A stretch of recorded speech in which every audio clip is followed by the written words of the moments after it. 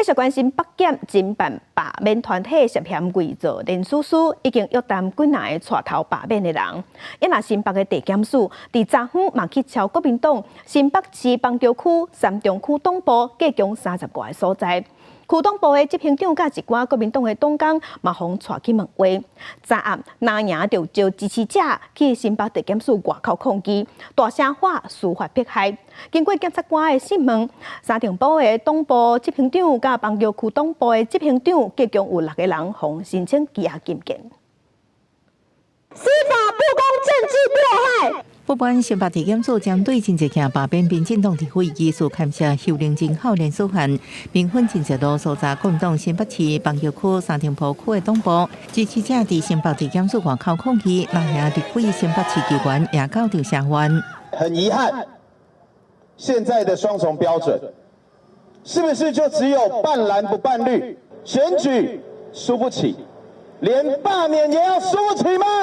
讲到三重埔党部被搜查，调查官佫带走区党部执行长罗大富等人。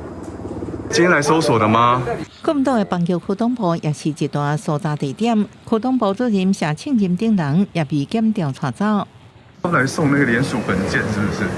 新北地检署15发动搜查，拿下真济所在区党部，也并分真济路约谈罢免立委苏巧慧的带头人陈定耀、赵志仁、王玉仁，罢免立委吴怡平的带头人李清祥，甲罢免立委张宏道甲李坤成的带头人甲赵志仁，为被告到证人，至少约谈10多人。检方被调查就是罢免团体疑似涉嫌虚龄连署、甲假造提议书。第一阶段针对我的补件，连署前死亡的比例竟然高居全国第一，很明显是大规模的伪造。我希望司法查清楚，到底是谁在背后指使抄名册的行为。我们已经得到消息，很快的他们会对台北市党部动手。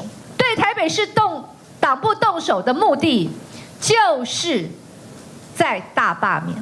穿深色衫的是三重埔区党部执行长罗大富，白衫是邦桥区党部主任谢庆任等人。